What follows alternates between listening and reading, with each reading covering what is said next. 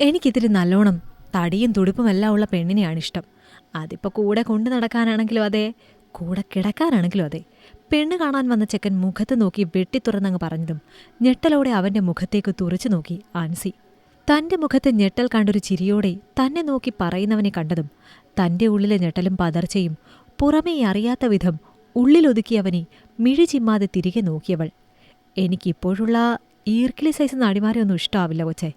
പണ്ടത്തെ ശ്രീവിദ്യ, പിന്നെ നമ്മുടെ കാവ്യ മാധവൻ, അവരൊക്കെയാണ് എൻ്റെ പ്രിയ നടിമാർ. അവരെയെല്ലാം കാണുന്ന കാലത്തെ ഞാൻ ആഗ്രഹിച്ചതാ കൊച്ചേ, ഞാൻ കെട്ടുമ്പോൾ അവരെപ്പോലെ ഒരു കൊച്ചിനെ കെട്ടുള്ളൂ എന്ന്. കൊച്ചു കാണാനൊക്കെ അവരെക്കാളും കിടുവാണെന്നേ, പക്ഷെ തടി അത് ഞാൻ ആഗ്രഹിച്ച അത്രയില്ല. സാരമില്ല, അത് നമുക്ക് കെട്ടുകഴിഞ്ഞ് റെഡിയാക്കാം കൊച്ചേ. എല്ലാം തീരുമാനിച്ചുറപ്പിച്ചെന്ന പോലെ പറയുന്നവനെ ഒന്നും മനസ്സിലാവാതെ എന്നാൽ ഉള്ളിലൊരു പതർച്ചയോടെ നോക്കി ആൻസി. ഇന്നൊരാൾ തന്നെ പെണ്ണ് കാണാൻ വരുമെന്ന് അപ്പച്ചൻ തന്നോട് പറഞ്ഞത് തന്നെ ചെക്കം വരുന്നതിന് അരമണിക്കൂർ മുമ്പാണ്. കേട്ടതും പകച്ച് അപ്പച്ചനെ നോക്കിയെങ്കിലും അവിടെ യാതൊരു കുലുക്കവുമില്ല. അവൻ ഇന്ന് തന്നെ കൊച്ചിനെ അങ്ങ് കെട്ടിക്കൊണ്ടു പോവുക ഇല്ല കൊച്ചേ. വന്നൊന്ന് കണ്ട് 2 വാക്ക് മിണ്ടി അവനങ്ങ് പൊക്കോളം കൊച്ചേന്ന് അപ്പച്ചൻ പറഞ്ഞവനാണ് വന്നു കണ്ട് 5 മിനിറ്റ് തികയും മുന്നേ ഇമ്മാതിരി സംസാരിക്കുന്നത്. ആ ചിന്ത ഉള്ളിൽ വന്നതും അറിയാതെ അവളുടെ കണ്ണുകൾ അപ്പച്ചന് തേടി. ചെക്കൻ്റൊപ്പം വന്നവരുടെ അടുത്ത് കാര്യമായ സംസാരത്തിലാണ് അപ്പച്ചനും ചേട്ടായുമെന്ന് കണ്ടതും തൻ്റെ നോട്ടം പിൻവലിച്ചു അവൾ. ഞാൻ എൻ്റെ ഇഷ്ടവും താല്പര്യവും പറഞ്ഞതിനാണോ ആൻസി കൊച്ച് അപ്പച്ചനെ തിരയുന്നത്? എന്താ കൊച്ചേ, പേടിച്ചോ? ഇത്രയ്ക്കും ധൈര്യമില്ലാത്ത ഒരുത്തിയാണോ കുന്നുമ്മൽ വർഗീസിൻ്റെ മകൾ ആൻസി വർഗീസ്? അതെനിക്ക് വല്ലാതങ്ങ് ഇഷ്ടപ്പെട്ടു കൊച്ചേ. എനിക്ക് ഈ തടിയുള്ള പെണ്ണിനെ മാത്രമല്ല, പേടിയുള്ള പെണ്ണിനെയും വല്ലാതെ ഇഷ്ടമാണ് കൊച്ചേ. തൻ്റെ സംസാരത്തിലും നോട്ടത്തിലും ആകെ ചൊറിഞ്ഞു കയറി വിറച്ചു നിൽക്കുന്നവളെ കണ്ടതും അവളെ ദേഷ്യപ്പിടിപ്പിക്കാൻ അവന് വല്ലാത്തൊരു ഹരം തന്നെ തോന്നി. എനിക്കാരെയും പേടിയില്ല, പ്രത്യേകിച്ച് നിങ്ങളെ. എന്നെ പെണ്ണ് കാണാൻ വന്നൊരാൾ എന്നതിനപ്പുറം നമ്മൾ തമ്മിൽ യാതൊരു ബന്ധവുമില്ല, ഇനി ഉണ്ടാവുകയില്ല. ഞാൻ എങ്ങനെയാണോ അങ്ങനെ തന്നെ ഇരിക്കാനാണ് എനിക്കിഷ്ടം. ആരുടെ ഇഷ്ടത്തിനനുസരിച്ച് മാറാൻ എനിക്ക് പറ്റില്ല. നിങ്ങൾ നിങ്ങളുടെ ഇഷ്ടത്തിനും സങ്കല്പത്തിനും അനുസരിച്ചുള്ളൊരു പെൺകുട്ടിയെ കണ്ടെത്തി കല്യാണം കഴിച്ചോ. നമ്മൾ തമ്മിൽ ശരിയാവില്ല, പോട്ടെ. തൻ്റെ മുന്നിൽ നിൽക്കുന്നവനെ തറപ്പിച്ചൊന്നു നോക്കി പറയാനുള്ളത് മുഴുവൻ പറഞ്ഞ് ധൃതിയിൽ അവനരികിൽ നിന്ന് പിന്തിരിഞ്ഞ് നടന്നു ആൻസി. ഹ, അതെന്നാ ഒരു പോക്കാണ് കൊച്ചേ. അങ്ങനെങ്ങ് പോവാതെ ഒന്ന് നിൽക്ക്. ഇച്ചായനൊരു കാര്യം പറയട്ടെ. ആൻസി കൊച്ചത് കേട്ടിട്ട് പോവൂ.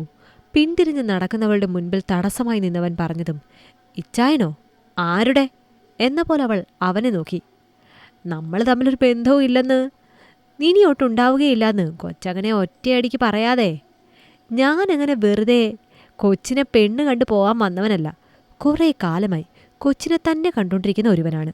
കൊച്ചിനെ ഞാൻ കെട്ടുള്ളൂന്ന് കൊച്ചിൻ്റെ അപ്പച്ചനോട് കൊല്ലങ്ങൾക്ക് മുമ്പേ പറഞ്ഞത് കൊച്ചിൻ്റെ അപ്പച്ചൻ്റെ സമ്മതവും വാങ്ങി കൊച്ചിൻ്റെ പഠിത്തം കഴിയാൻ കാത്തു നിന്ന് ഞാൻ കൊച്ചിനെയും കൊണ്ട് ഇവിടുന്ന് മടങ്ങി നാട്ടിലേക്ക് പോകത്തുള്ളൂ കേട്ടോ. കൊച്ചെന്നാ ചെന്നാട്ടെ, ബാക്കി കാര്യങ്ങൾ ഇച്ചായൻ കാർന്നോമാരുമായി സംസാരിച്ച് സെറ്റാക്കിക്കോളാം. തൻ്റെ സംസാരത്തിൽ മിഴിച്ച് പകപ്പോടെ തന്നെ നോക്കുന്നവളെ നോക്കി മിഴികൾ ചിമ്മിയവൻ അവളെ കടന്നുപോയിട്ടും കേട്ട കാര്യങ്ങളുടെ ഞെട്ടൽ മാറാതെ അവിടെ തരിച്ചു നിന്നുപോയി ആൻസി. തന്നെ താനറിയാതെ ഒരുത്തൻ സ്നേഹിക്കുക, തന്നെ കെട്ടി കൂടെ പൊറുപ്പിക്കാനുള്ള സമ്മതം തൻ്റെ അപ്പച്ചൻ്റെ കയ്യിൽ നിന്ന് വാങ്ങി തൻ്റെ പഠിത്തം തീരാൻ കാത്തു നൽകുക, ഒടുവിൽ പെണ്ണുകാണൽ നടത്തി എല്ലാം അങ്ങ് തുറന്നു പറഞ്ഞ് മിടുക്കനായി മടങ്ങിപ്പോവുക. ആകെ അങ്ങ് പെരുത്ത് കയറിയവൾക്ക് ഉള്ളിലെ ദേഷ്യത്തോടെ തന്നെ അപ്പച്ചനെ തേടി ആൻസി വീടിനകത്തേക്ക് നടന്നതും കണ്ടു. തന്നെ കാണാൻ വന്നവനെ ചിരിയോടെ കെട്ടിപ്പിടിച്ച് നിറഞ്ഞ സന്തോഷത്തിൽ നിൽക്കുന്ന അപ്പച്ചനെയും ചേട്ടായിയെയും. ആൻസിയെ വാതിലിനരികെ കണ്ടതും അവൾക്കടുത്തേക്ക് അവനെയും കൂട്ടി വന്ന അപ്പച്ചൻ. അപ്പച്ചന് വല്ലാത്ത സന്തോഷമായി കൊച്ചേ. കൊച്ചിനിവനെ ഇഷ്ടമായെന്ന് ഇവൻ വന്ന് പറഞ്ഞപ്പോ അപ്പച്ചന് ഇവനെ ഒത്തിരി ഇഷ്ടാ. ഇവനാണെങ്കിൽ എൻ്റെ കൊച്ചിനെ. ഇനി അപ്പച്ചൻ നിങ്ങളുടെ കെട്ടിനുള്ള കാര്യങ്ങൾ നോക്കാൻ പോവാണ് കേട്ടോ കൊച്ചേ. നിറഞ്ഞ സന്തോഷത്തോടെ പറയുന്ന അപ്പച്ചനെ നിറകണ്ണുകളുമായി നോക്കി നിന്നതല്ലാതെ ഒന്നും തിരികെ പറഞ്ഞില്ല ആൻസി. അവളുടെ നോട്ടം മുഴുവൻ അപ്പച്ചനെയും അപ്പച്ചനിൽ നിറഞ്ഞു തുളുമ്പി നിൽക്കുന്ന സന്തോഷങ്ങളിലേക്കുമാണ്. അത് മതി അവൾക്കും.